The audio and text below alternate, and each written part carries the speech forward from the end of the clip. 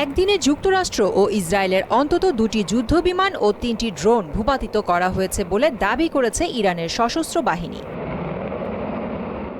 শনিবার Islamic revolutionary guard corps IRGC বিবৃতিতে জানা যায়, তাদের অ্যারোস্পেস ডিফেন্স ফোর্স খোমেইন ও জানজান আকাশসীমায় 2টি ক্রুজ ক্ষেপণাস্ত্র সফলভাবে শনাক্ত ও ধ্বংস করেছে।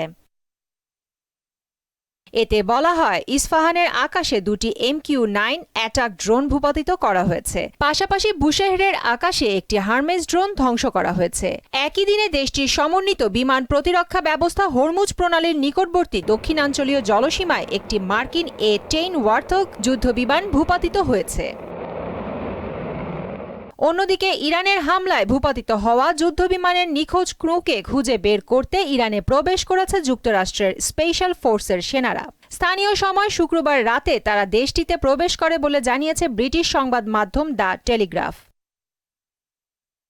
এদিকে 2027 অর্থবছরের বাজেট প্রস্তাবে প্রতিরক্ষা খাতে প্রায় $1.5 ট্রিলিয়ন বরাদ্দ চেয়েছে হোয়াইট হাউস। এই প্রস্তাব গৃহীত হলে যুক্তরাষ্ট্রের সামরিক ব্যয় সর্বোচ্চ পর্যায়ে পৌঁছাবে। নতুন পারমাণবিক ওয়ারহেড তৈরি, বিদ্যমানগুলোর আধুনিকায়ন এবং ভবিষ্যৎ মার্কিন নৌবাহিনীর জন্য নতুন প্রযুক্তি উন্নয়নে এই অতিরিক্ত অর্থ ব্যবহৃত হবে।